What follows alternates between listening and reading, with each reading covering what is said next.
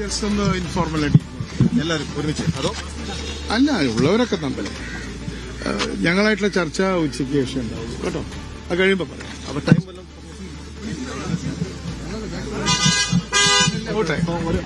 തീരുമാനമായിട്ടില്ല. ഇല്ല ഇല്ല ഇല്ല ഇല്ല. Thank you very much. Thank you. Saif Zainulabdeen ചെയ്തു. സെയ്ഫ്, CP ജോൺ മന്ത്രിയാകുമ്പോൾ ഏതായിരിക്കും വകുപ്പ്?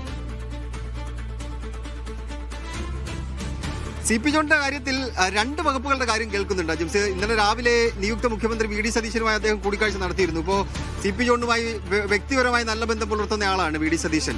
അതുകൊണ്ടാണ് തിരുവനന്തപുരം സീറ്റ് CP ജോണിന് ഇത്തവണ നൽകും എന്ന് തെരഞ്ഞെടുപ്പ് പ്രഖ്യാപിക്കുന്നതിന് മാസങ്ങൾക്ക് മുമ്പ് തന്നെ VD സതീശൻ പറഞ്ഞിരുന്നു. പ്രധാനപ്പെട്ട ജയിക്കാൻ കഴിയുന്ന ഒരു സീറ്റ് നൽകും എന്നുള്ളത്. കാരണം അവരോടുള്ള CMP എന്ന പാർട്ടിയോടും CP ജോണിനോടുമുള്ള ഒരു സ്നേഹത്തിന്റെ ഭാഗമായിട്ടാണ്. CMP വിട്ട് പല ആൾക്കാർ പോയപ്പോൾ MP രാഘവൻ അടക്കമുള്ളവർ അത് വിട്ട് പോയ ഘട്ടങ്ങളിൽ പോലും ഒരിക്കലും CP ജോൺ UDFന്റെ ഭാഗത്ത് നിന്ന് മാറി ചിന്തിച്ചിട്ടില്ല. അദ്ദേഹം പല തെരഞ്ഞെടുപ്പിലും മത്സരിച്ചിട്ടുണ്ട്. പക്ഷെ അദ്ദേഹത്തിന് ഷുവർ സീറ്റ് നൽകണം എന്നുള്ളത് VD സതീശന്റെ കൂടി ഒരു ആഗ്രഹമായിരുന്നു. അതിന്റെ അടിസ്ഥാനത്തിലാണ് തിരുവനന്തപുരം സീറ്റ് എന്ന ആവശ്യം എന്ന കാര്യം അത് മാസങ്ങൾക്ക് മുമ്പ് തന്നെ തെരഞ്ഞെടുപ്പ് പ്രഖ്യാപിക്കുന്നതിനൊക്കെ മുമ്പ് തന്നെ അതിനകത്തൊരു ധാരണയായിരുന്നു. അത് ആ സീറ്റ് വാങ്ങിക്കൊടുക്കാൻ വലിയ സമ്മർദ്ദം നേരിടേണ്ടി വരികയും ചെയ്തിട്ടുണ്ട് VD സതീശൻ. അതുകൊണ്ട് അദ്ദേഹം മന്ത്രിസഭയിൽ ഉണ്ടാകും, മുതിർന്ന നേതാവ് എന്ന നിലയിൽ മന്ത്രിസഭയിൽ ഉണ്ടാകും എന്ന് തന്നെയാണ് പരിഗണിക്കപ്പെടുന്നത്. UDFന്റെ മുതിർന്ന നേതാവ് എന്ന നിലയിൽ അദ്ദേഹം മന്ത്രിസഭയിൽ ഉണ്ടാകും എന്ന് തന്നെയാണ് വിചാരിക്കുന്നത്. തുറമുഖം അല്ലെങ്കിൽ സഹകരണം, അതാണ് പ്രതീക്ഷിക്കപ്പെടുന്നത്. തുറമുഖം എന്ന് പറയാനുള്ള കാരണം തിരുവനന്തപുരത്ത് കേന്ദ്രീകരിച്ച് പ്രവർത്തിക്കുന്നു. അതുപോലെ തന്നെ ലത്തീൻ സമുദായത്തിന്റെ വോട്ട് കാര്യമായിട്ട് അദ്ദേഹത്തിന് ഇത്തവണ ഈ തെരഞ്ഞെടുപ്പിൽ കിട്ടിയിട്ടുണ്ട്. അതുകൊണ്ടാണ് തുറമുഖ വകുപ്പ് എന്ന് പറയപ്പെടുന്നത്. തുറമുഖ വകുപ്പ് അല്ലെങ്കിൽ സഹകരണ വകുപ്പ്. അദ്ദേഹം CMP-യുമായി ബന്ധപ്പെട്ട് പ്രവർത്തിക്കുന്നത് CPM-ൽ ഉണ്ടായിരുന്ന സമയത്തും അല്ല, സഹകരണ മേഖലയുമായി ബന്ധപ്പെട്ട് പ്രവർത്തിച്ചിട്ടുള്ള ആളാണ്. അപ്പോൾ ലീഗിന്റെ നേതാക്കന്മാരാണെന്ന് തോന്നുന്നു അജിംസ് ഉപേക്ഷി ചർച്ചയ്ക്ക് വേണ്ടി ഇങ്ങോട്ടേക്ക് വരുന്നത്. ലീഗിന്റെ നേതാക്കന്മാരാണെന്ന് തോന്നുന്നു. VD Satheesan അല്പസമയത്ത് NK Premendran RSP ആണ്. NK പ്രേമേന്ദ്രനാണ് വരുന്നത്. NK പ്രേമേന്ദ്രൻ ഷിബു ബേബി ജോൺ ഉണ്ടെന്ന് തോന്നുന്നു.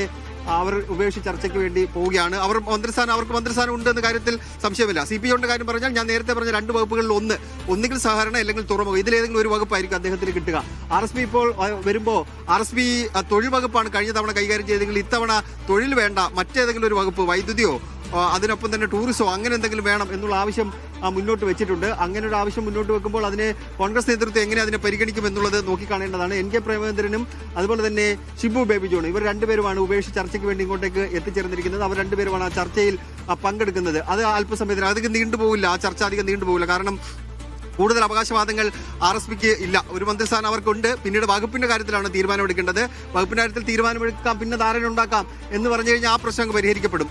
അത് ആ വകുപ്പിന്റെ കാര്യത്തിൽ ഒരു ധാരണ വൈകുന്നേരത്തോടു കൂടിയ നാളെ അങ്ങനെ ഉണ്ടാക്കിയാലും മതി. എന്തായാലും പട്ടിക വേഗത്തിൽ തന്നെ കൊടുക്കാൻ, മന്ത്രിമാരുടെ പട്ടിക വേഗത്തിൽ തന്നെ കൊടുക്കാൻ വേണ്ടിയുള്ള നീക്കം കോൺഗ്രസിന്റെ തലത്തിൽ നടക്കുന്നുണ്ട്. ഇപ്പോൾ സണ്ണി ജോസഫ് അല്പസമയം മുമ്പ് പറഞ്ഞ പോലെ തന്നെ മന്ത്രിമാരുടെ കാര്യത്തിൽ തീരുമാനമെടുക്കുന്നത് KC വേണുഗോപാലുമായി സംസാരിക്കും. അതുപോലെ തന്നെ KPC അധ്യക്ഷന് നിയുക്ത മുഖ്യമന്ത്രി, ഇവരെല്ലാം കൂടെ ചേർന്ന്